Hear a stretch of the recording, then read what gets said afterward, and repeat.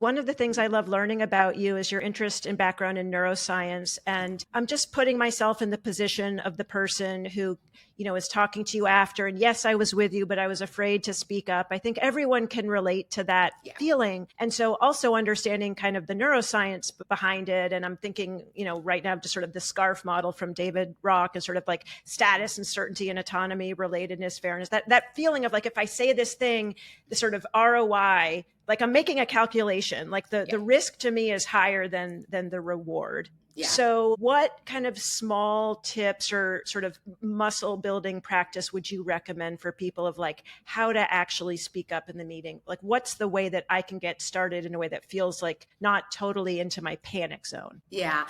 So one of the easiest things to do is just ask a question, right? So instead of making statements, just ask questions, because a question is disarming.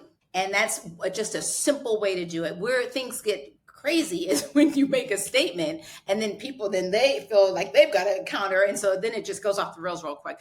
But instead, if you just ask a question, again, curious versus not, right? Mm-hmm. That's going to help shed some light. The other thing is, you're right. In the book, I actually spend the beginning of the book talking about the science behind why are we resistant towards people that are not like us.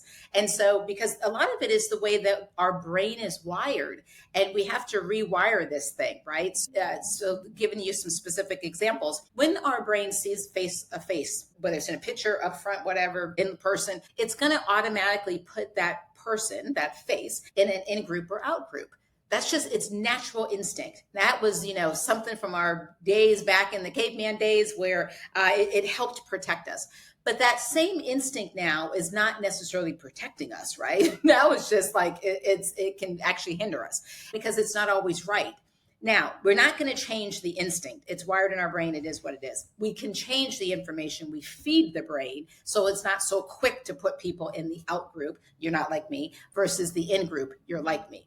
So that's where I want people to focus is, the natural instincts are there. Biases are there. Sometimes they're good for us, right? So let's not act like it's a negative all the time.